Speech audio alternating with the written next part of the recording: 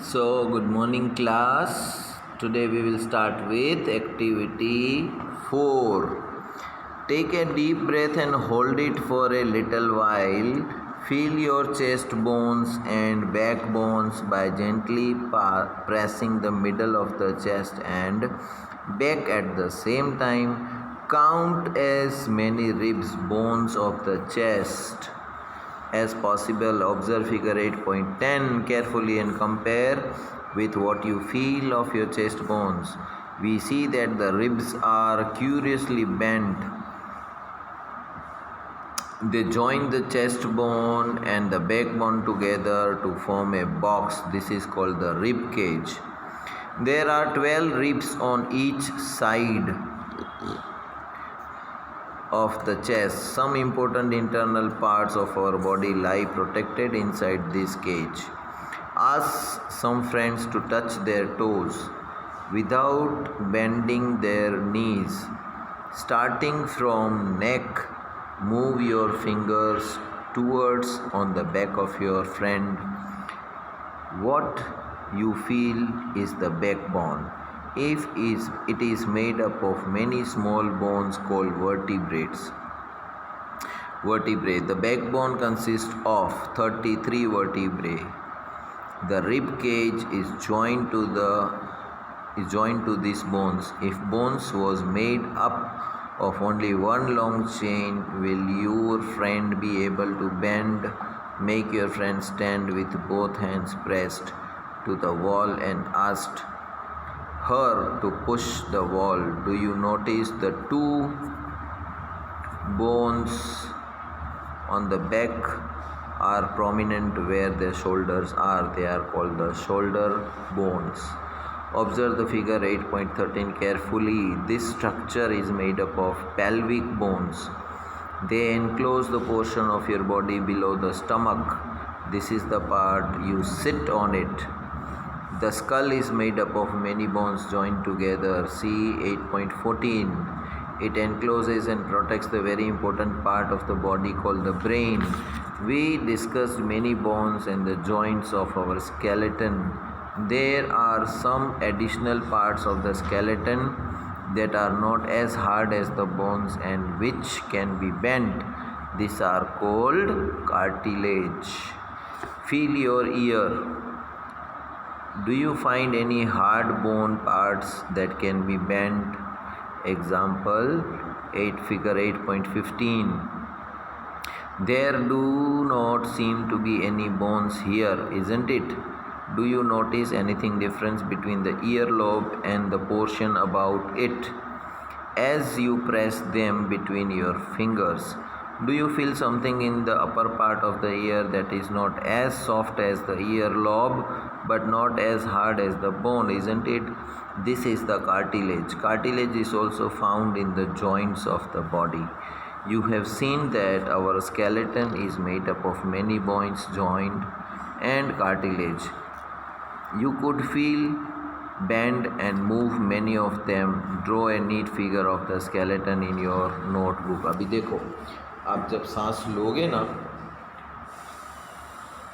है ना, तो यहाँ पर आपको ऐसे रस्सी जैसा कुछ महसूस होगा, राइट? केज है, यहाँ पर रिब केज है, हड्डियों का एक बॉक्स बना हुआ है, ऐसे गोल केज। पिंजरा कैसे होता है जिसमें हम पक्षी को रखते हैं, इसी तरह यहाँ पर जो पिंजरे होते हैं ना हमारे यहाँ पर, इसमें हमारी बॉडी का महत्वपूर्ण पार्ट यानी कि हार्ट उसमें प्रोटेक्ट रहता है। अगर देखो कोई यूँ मारे और हार्ट को लग जाएगा तो हार्ट बंद हो जाएगा काम करना, है ना। लेकिन भगवान ने हार्ट को कहाँ रखा है? इस पिंजरे के पीछे, कि आप जब कोई आपको मारेगा तो पहले वो पिंजरे को लगेगा, हार्ट को नहीं लगेगा, ठीक है। तो हार्ट अंदर प्रोटेक्टेड है। फिर जब आपके फ्रेंड को आप बोलो कि अंगूठे पकड़ो, है ना, तो वैसे हाथ नीचे करके अंगूठा पकड़ेगा, तो आप इसकी पीठ के ऊपर हाथ घुमाओगे ना तो छोटे छोटे हड्डियाँ जुड़ी हुई मिलेगी तुम्हें। इसको हम बोलते हैं बैकबोन। क्या बोलते हैं? बैकबोन, है ना। और फिर हमारा ये स्कल, ये भी बहुत सारे बोन से बना हुआ है। और हमारा दिमाग सबसे इम्पोर्टेंट पार्ट हमारी बॉडी का, वो दिमाग भी हमारे इस बॉक्स के अंदर रखा है। अगर यूँ मारोगे तो सर को, हड्डी को लगेगा, ठीक है, लेकिन ब्रेन को नहीं लगेगा। तो कुछ बोन्स ऐसे होते हैं जो हार्ड होते हैं, जिसको आप मारोगे तो कुछ लगेगा नहीं। क्यों? क्योंकि वो कुछ इम्पोर्टेंट बॉडी के पार्ट्स होते हैं, जैसे हार्ट है, दिमाग है, उसको संभालने के लिए रखा गया है, ठीक है ना। अभी बोन्स तो हार्ड होते हैं, कड़क होते हैं, तो बॉडी के अंदर कुछ पार्ट्स ऐसे होते हैं ना जो हार्ड तो होते हैं लेकिन बोन्स के जितने हार्ड नहीं होते और बिल्कुल सॉफ्ट भी नहीं होते। जैसे हमारा ये कान देखो, आप यहाँ टच करो, ये कितना सॉफ्ट है, इसको आप मोड़ भी सकते हो कैसे भी, है ना। और ये वाला पार्ट देखो, ऐसे छोड़ दोगे तो वापस सीधा हो जाएगा। तो ये एकदम सॉफ्ट भी नहीं है और बोन्स के जैसा एकदम कड़क भी नहीं है। देखो आप इसको ऐसे करते हो ना तो थोड़ा सा हार्ड लगता है आपको, राइट, और ये एकदम सॉफ्ट है, पोचा पोचा, राइट। तो इस तरह का जो बॉडी पार्ट होता है हमारा जॉइंट्स के यहाँ पर, उसको हम बोलते हैं कार्टिलेज। क्या बोलते हैं? कार्टिलेज। हाँ, तो कार्टिलेज है ना, वो बोन्स की तरह मजबूत नहीं होता और ईयर लोब जैसा सॉफ्ट भी नहीं होता हमारा, राइट। तो वो बीच में है, ना तो बिल्कुल सॉफ्ट है ना बिल्कुल हार्ड है, उसको हम बोलते हैं cartilage. Make a fist with one hand, bend your arm at the elbow and touch your shoulder। तो अभी दूसरा एक पार्ट है हमारा यहाँ पर, शोल्डर बोन्स है, ठीक है। Do you see any changes in your upper arms? Touch it with the other hand and do you observe a smaller region in the upper part? This is a muscle. The muscle bulge due to contraction. It becomes smaller in length. Now bring your arm back to its normal position. What will happen to the muscle? Is it still contracted? You can observe similar contraction of muscles in your leg when you walk or run. When contracted, the muscle becomes shorter, stiffer and thicker and it pulls the bone. अभी देखो हमें क्या करना है, मुट्ठी को ऐसे बंद करना है और हाथ को ऐसे आधा करना है। तो यहाँ पर तुम्हें फूला हुआ कुछ लगेगा गोल, हाथ को जैसे ऐसे कर दोगे तो ये नॉर्मल बैठ जाएगा, सीधा हो जाएगा। तो ये कभी कभी ये बल्ज फूल जाता है यहाँ पर, देखो, है ना। तो ये पार्ट्स जो होते हैं उसको हम बोलते हैं मसल्स। तो मसल्स को जब हम कॉन्ट्रैक्ट करेंगे, है ना, तो वो बल्ज फूल जाएगा। जब उसको रिलीज़ करोगे तो वो स्ट्रेट हो जाएगा। Muscle works in pairs. When one of them contracts, the bone is pulled in that direction. The other muscle of the pair relaxes. They move the bone in the opposite direction. The relaxed muscle contracts to pull the bone towards its original position, while the first relaxes. A muscle can only pull, it cannot push. Thus, two muscles have to work together to move a bone. अभी हमारे इस हाथ को चलाने के लिए घोड़े में कैसे रस्सी होती है, इस तरफ खींचते हो तो घोड़ा इस तरफ कर जाता है, इस तरफ की रस्सी खींचो तो घोड़ा इस तरफ जाता है ना। उसी तरह हमारे हड्डियां जो होती है वो ऐसे सीधी पड़ी है, इसको ऊपर ले आना है तो एक मसल जो है ना वो कॉन्ट्रैक्ट हो जाएगा, तो हमारी हड्डी यहाँ तक आ गई। अगर दूसरा मसल नहीं होगा हमारे पास, मसल्स हमेशा पैर में काम करते हैं, जोड़ी में काम करते हैं। एक मसल खींचेगा तो बोन यहाँ आ गया, है ना। अब इस हाथ को वापस वहाँ ले जाना है तो क्या होगा, दूसरा मसल जो है ना वो खींचेगा यहाँ से, तो ये हाथ हमारा ऐसे हो जाएगा। तो एक खींचेगा, दूसरा रिलैक्स करेगा, एक रिलैक्स करेगा तो दूसरा खींचेगा, ठीक है। तो ये हमेशा जोड़ी में काम करते हैं। Are muscles and bones always required for the movement? How do other animals move? Do all animals have bones? What about an earthworm or an snail? Let us study the manner of movement, that is the gait of some animals. Gait of animals यानी कि earthworm। अभी देखो जब हम चलते हैं, है ना, तो हमारे पैर में बोन्स हैं, बोन्स के साथ साथ मसल्स हैं। तो एक मसल्स रिलैक्स करता है, एक कॉन्ट्रैक्ट होता है, फिर दूसरा रिलैक्स होता है और कॉन्ट्रैक्ट होता है, तो हम आगे पैर आगे पीछे चलाते हैं और हम आगे चलते हैं। राइट। थोड़ी ज़्यादा चलाएंगे तो हम दौड़ सकते हैं पैर से, लेकिन इसका मतलब ये थोड़ी ना है कि चलने फिरने के लिए एक जगह से दूसरी जगह जाने के लिए हमारे बॉडी के अंदर मसल्स होने ही चाहिए, बोन्स होने ही चाहिए। कुछ ऐसे जानवर हैं जिसकी बॉडी में तो बिल्कुल एक भी हड्डी नहीं होती है, लेकिन फिर भी वो चलते हैं, है ना। तो उसमें पहला आता है अर्थवर्म। अर्थवर्म को जब आप काट के खोल के देखोगे तो उसकी बॉडी के अंदर एक भी हड्डी नहीं होती है। Activity 5. Observe an earthworm moving on a soil in the garden. Gently lift it and place it on a piece of blotting or filter paper. Observe its movement. Then place it on a smooth glass plate or any slippery surface. Observe its movement now. Is it different from that on the paper? In which of the above two surfaces do you find that earthworm is able to move easily? The body of an earthworm is made up of many rings joined end to end. An earthworm does not have bones, it has muscles which help to extend and shorten the body. During the movement, the earthworm first extends the front part of the body, keeping the rear position fixed to the ground. Then it fixes the front end and relieves the rear end. It then shortens the body and pulls the rear end forward. This makes it move forward by a small distance. Repeating such muscles expansions and contractions, the earthworm can move through the soil. Its body secretes a slimy substance to help the movement. How does it fix part of its body to the ground? Under its body, it has a large number of tiny bristles, hair-like structures projecting out. The bristles are connected with muscles. The bristles help to get good grip on the ground. The earthworm actually eats its way through the soil. Its body then throws away the undigested part of the material that it eats. This activity of an earthworm makes the soil more useful for plants. अभी जो earthworm होता है ना, उसकी body में हड्डियाँ नहीं होती है और उसकी बॉडी जो है ना गोल गोल रिंग से बनी हुई होती है, ठीक है। अभी आप एक अर्थवर्म को उठा के उसको पानी के ऊपर पेपर के ऊपर छोड़ दो तो पेपर के ऊपर कैसे चलेगा, ठीक है। फिर उसको उठा के ग्लास कांच के टुकड़े के ऊपर रखो, फिर उसको देखो वो कैसे चलता है, तो वो आसानी से किसके ऊपर चल सकेगा, पेपर के ऊपर, है ना। कांच के ऊपर वो ठीक से नहीं चल पाएगा। हम भी फिसल जाते हैं, चल पाते हैं। हाँ, तो अर्थवर्म चलता कैसे है, उसकी बॉडी जो होती है ना वो आगे का पार्ट लंबा करता है पहले, ठीक है। आगे का पार्ट ऐसे लंबा करेगा, देखो आगे का पार्ट ऐसे लंबा करेगा, फिर पीछे का पार्ट यूँ ऊपर करेगा, है ना, राइट। फिर पीछे का पार्ट जो है ना ज़मीन के साथ चिपका देगा और फिर आगे का पार्ट आगे ले जाएगा, राइट। फिर आगे का पार्ट ज़मीन से चिपका देगा, फिर पीछे का पार्ट आगे खींचेगा, राइट, इस तरह से। और वो आपने देखा होगा कि वो ऐसे ऐसे चलता है ना।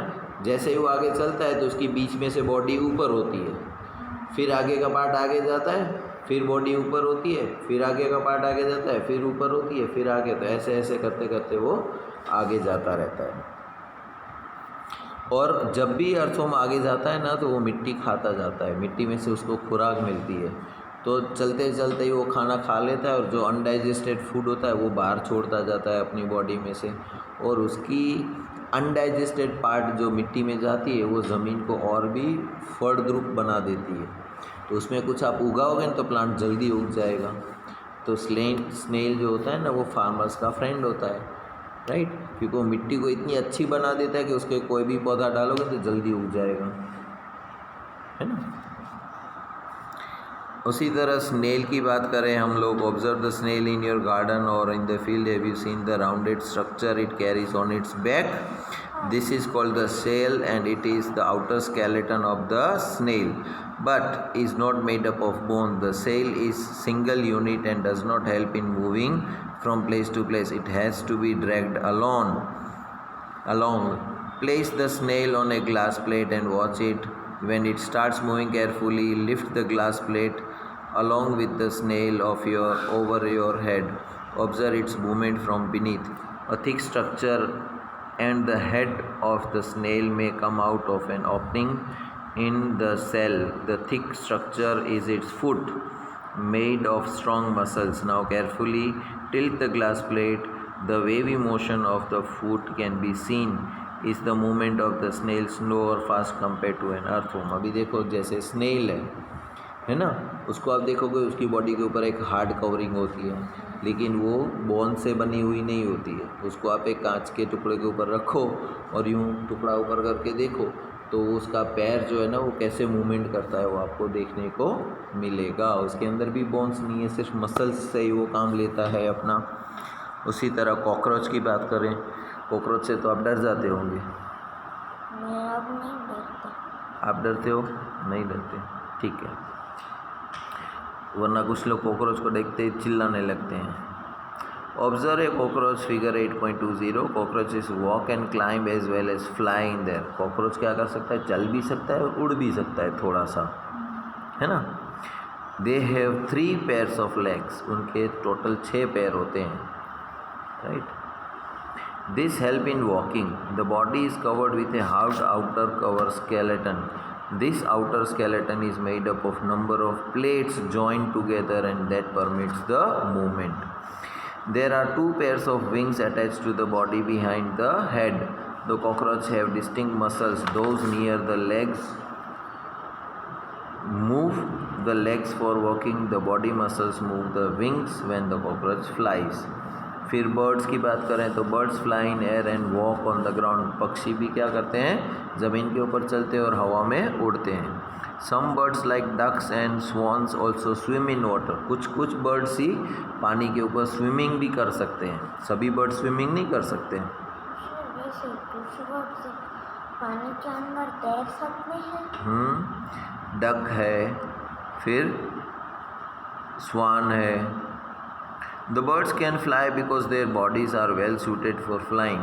बर्ड्स उड़ सकते हैं क्योंकि उनकी बॉडी जो है ना वो उड़ने के काबिल ही बनाई गई है, इसीलिए तो वो उड़ते हैं। Their bones are hollow and light. उनके बॉडी के अंदर बोन्स तो होंगे लेकिन एकदम हल्के होंगे, लाइट होंगे, वज़न नहीं होगा उसके अंदर, right. The bones of the hind limbs are typical for walking and perching. उसका आगे के जो होंगे, राइट, वो उसको चलने के लिए और खाने में मदद करते हैं, ऐसा होता है। Bony parts of the four limbs are modified as wings. और उसके हाथ के जो होते हैं ना मसल्स वो मॉडिफाइड हो जाते हैं विंग्स के जैसे, पंख के जैसे। The shoulder bones are strong. लेकिन उनके जो शोल्डर के बोन्स होते हैं ना वो एकदम स्ट्रॉन्ग होते हैं। देखो आप जब पीटी करते हो सैटरडे को 1 2 3 ऐसा थोड़ी देर करोगे तो फिर थक जाओगे, सर अब थक गए। लेकिन बर्ड जो उड़ता है वो तो कंटिन्यूसली ऐसे ऐसे करता रहता है ना अपने विंग्स को। अगर वो थक जाएगा तो नीचे गिरेगा, विंग्स को ऐसे ऐसे करेगा नहीं तो उड़ नहीं सकता और गिर जाएगा नीचे, है ना। तो वो उसके शोल्डर मसल्स और ये मसल्स बहुत पावरफुल, ताकत वाले होते हैं। The breast bones are modified to hold the muscles of the flight while which are use to move the wings up and down. और उसके पेट के जो मसल्स होते हैं, चेस्ट के मसल्स जो होते हैं वो विंग्स को ऊपर नीचे करने में मदद करते हैं। फिश की बात करें, make a better boat, make a paper boat, put it in water and push it with one narrow and Poynting forward. Figure 8.22 did it go into the water easily? Now hold the boat sideways and push it into the water from the broad side. Are you able to make a boat move in water when you push it from the other side? Have you noticed that the shape of the boat is somewhat like a fish? The head and tail of a fish are smaller than the middle portion of the body part tapers at the ends. This body shape is called streamline.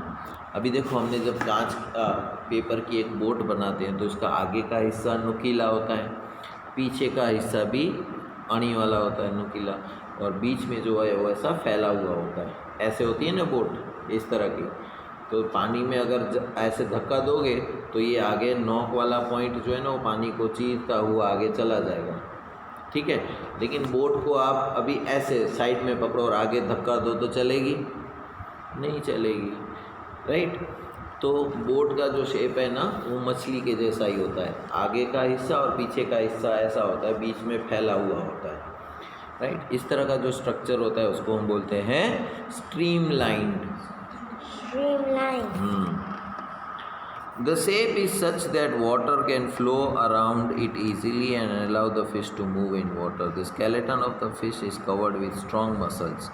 During swimming, muscles make the front part of the body curve to one side of the tail wings. Towards the opposite side, the fish forms the curve as shown in figure. Then quickly the body and tail curve to the other side. This makes the jerk and pushes the body forward.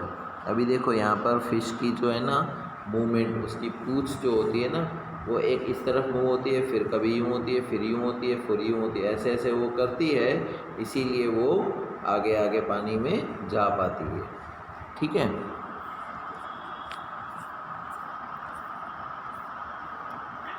How do snakes move? फिर snake सांप जो होता है उसकी body के अंदर भी bones हड्डियाँ नहीं होती हैं, तो वो कैसे मूव करता है?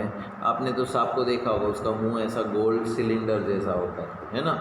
कभी कभी वो ऐसे हो जाता है, ये स्किन एकदम फैल जाती है, तो अगर उसके अंदर हड्डी होती तो वो फैल पाती थी नहीं ना, तो कभी कभी वो ऐसे करके बैठ जाता है और फिर जब चलना होता है तो वापस वो गोल रस्सी जैसा हो जाता है और आगे आगे चलता जाता है।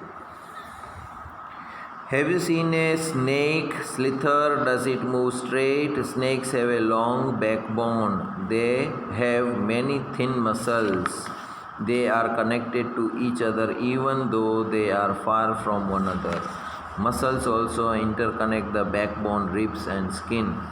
The snake's body curves into many loops. Each loop of the snake gives it a forward push by pressing against the ground. Since its long body makes many loops and each loop gives it this push, the snake moves forward fast and not in a straight line. तो सांप जब चलता है ना, आपने देखा होगा हमेशा वो ऐसे ऐसे साइड से ही चलता है, कभी सांप यूँ सीधा नहीं जाएगा, राइट, ऐसे रेंगते हुए जाएगा गोल गोल होते हुए। तो उसके मसल्स जो होते हैं ना वो खींचते हैं रिलैक्स होते हैं, खींचते हैं रिलैक्स होते हैं साइड से यूँ। So you must be having many unanswered questions buzzing in your mind.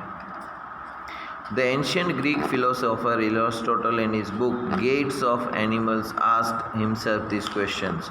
Why do different animals have the body parts that they do have, and how do these body parts help animals to move the way they do? Why are similarities and differences in these body parts between different animals? How many body parts are needed by different animals for moving from place to place? Why 2 legs of humans and 4 legs of cows and buffaloes? Many animals seem to be having an even number of legs. Why? Why is the bending of our legs different from that of the same of our arms? So many questions, and perhaps we have looked for some answers through our activities in this chapter, and we need to look for many more answers. तो कभी कभी हमें बहुत सारे questions आते हैं दिमाग में कि भाई भगवान ने ऐसा क्यों किया कि हमको 2 ही लेग दिए लेकिन गाय को 4 दे दिए,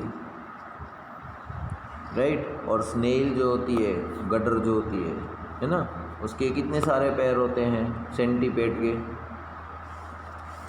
देखो यहाँ पर अभी भी बाहर है ना, आपको एक सेंटीपेड मिलेगा, छोटा सा काला सा ट्रेन जैसा है ना, उसके 15-20 पैर होंगे। कितने पैर होंगे? 15-20 पैर होंगे। अगर हमारे 15-20 पैर होते तो क्या होता?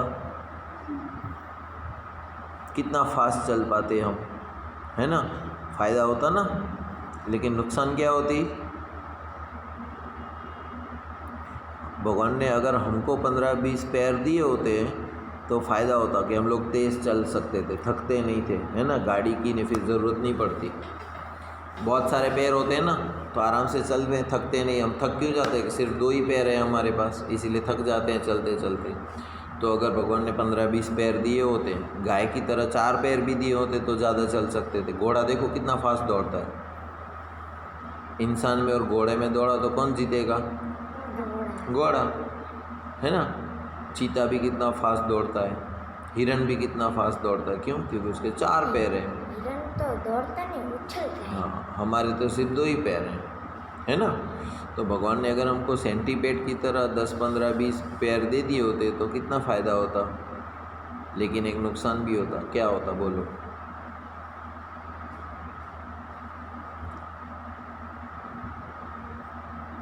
हमको कितने जूते लेने पड़ते? 20 जोड़ी जूते लेने पड़ते ना। लेकिन फ़ायदा होता, हर पैर में अलग अलग कलर के जूते पहन सकते थे हम। और गर्ल्स को तो और भी प्रॉब्लम होती, उनकी नेल पॉलिश की बोतल एक ही बार में ख़त्म हो जाती। 20 पैर में नेल पॉलिश करोगे तो ख़त्म, है ना। चलो, तो ऐसे बहुत सारे क्वेश्चंस आते हैं हमारे पास। इसमें एक टॉपिक और है, योगा फॉर बेटर हेल्थ। आप में से कितनों को पता है कि योगा क्या होता है? सैटरडे को हम जब एक्सरसाइज स्कूल रेगुलर थी तब करते थे ना। थोड़ी देर आंख बंद करके लंबी सांस लो, फिर धीरे धीरे छोड़ो, फिर कुछ आसन करते थे। तो शरीर जो है ना हमारा अकड़ेगा नहीं। कैसे भी मूवमेंट करवाओगे, अच्छे से एक्सरसाइज होगी तो हमारा बॉडी डेवलप होगा अच्छा, है ना। और सांस की एक्सरसाइज करोगे तो अंदर से स्ट्रॉन्ग हो जाएंगे हम। फिर तो कितनी भी ठंड पड़ रही होगी तो हम सिर्फ एक छोटा सा टी शर्ट पहन के भी बैठ सकते हैं। तुम्हें ठंडी नहीं लगती? नहीं, मेरे को नहीं लगती, मैं बड़ा फिट हूँ। और दूसरे लोग ऐसे करते रहेंगे तो अंदर से स्ट्रॉन्ग हो जाते हैं। योगा करते हैं ना, राइट। कभी कभी बारिश में आप नहाओगे ना, 2-2 घंटे बारिश में नहा लो, आपको कुछ नहीं होगा। लेकिन आपका कोई फ्रेंड होगा 10 मिनट पानी में अच्छी करता रहेगा। क्यों? क्योंकि वो कमज़ोर हो जाता है। तो अगर स्ट्रॉन्ग बनना है तो क्या करना पड़ेगा? योगा और एक्सरसाइज। तो स्कूल में तो सिर्फ शनिवार को करवाते हैं ना, लेकिन उसके बजाय हमें रोज़ आधा घंटा करना चाहिए। आधा घंटा नहीं, 2 घंटा करता हूँ। Yoga is an invaluable gift of the ancient Indian tradition. The United Nations declared 21st June as International Day of Yoga. Yoga keeps a person healthy. It helps in keeping the backbone erect, enabling you to sit straight and not slouch. Many postures in yoga requires you to lift your own weight, which will help in making the bone strong and help ward off spores. Osteoporosis, to help to ward off osteoporosis. It also helps in relieving joint pain, which is mostly observed in elderly people. It tunes all the muscles in the body and keeps them active. It keeps the heart healthy and makes it work more efficiently. Certain yoga postures may be performed under the supervision of a trained person. तो योगा के ये सारे फ़ायदे हैं हमारे, ठीक है। यहाँ पर चैप्टर फिनिश होता है, क्वेश्चन आंसर मैं सेंड कर दूँगा और एग्ज़ाम में कोर्स पूरा हो गया हमारा, ठीक है।